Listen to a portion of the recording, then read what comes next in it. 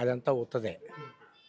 నేను వెళ్ళిపోయిన తర్వాత ఇంకా వైఎస్ఆర్ పార్టీకి మన రవి గారి టైంలో ఇంకా ఎక్కువైపోయింది. అధిక సంఖ్యలో వైఎస్ఆర్ పార్టీకి అధిక సంఖ్యలో ఎక్కువైపోయి ఓటర్స్ ఎక్కువైపోయి చాలా బలం ఏర్పడింది, ఇంకా బలం ఏర్పడింది. మనం ఓడిపోయింది కదా వైసీపీ, మరి 11 సీట్లు పడిపోయింది. ఎట్లా పెరిగిందంటారు ఓటు? అదంతా మోసంతో జరిగిందనే కానీ ఏమీ లేదు. అంతా ఉబ్బర్. రియల్గా అయితే వైఎస్ఆర్ పార్టీ గెలిచింది. ఇది ప్రతి ఒక్క బూత్లో కూడా మెజార్టీ వచ్చింది, కానీ వాటిని ఆ బూత్ను మేనేజ్ చేసేసుకొని చేసేసారు.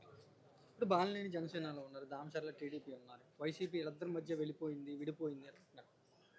అవి మనమే చెప్పలేమండి ఆ విషయాలు. అది రాజకీయ నాయకులు. ఇప్పుడు నాయకులు ఉన్నారా వైసీపీలో? బ్రహ్మాండమైన నాయకులు ఏర్పడ్డారు. ఇప్పుడు నాయకులు బాగానే ఏర్పడ్డారు.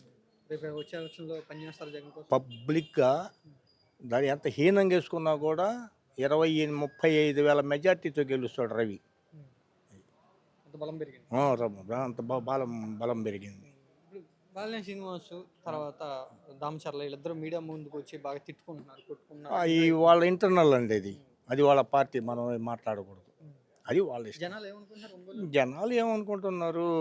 జనాలు అనుకుంటూనే ఉన్నారు, అయ్యా ఇది ఉబ్బరు వచ్చేది నెక్స్ట్ వైఎస్ఆర్ పార్టీ అని అనుకుంటున్నారు. అది కూటమి మీద వ్యతిరేకత వచ్చిందా?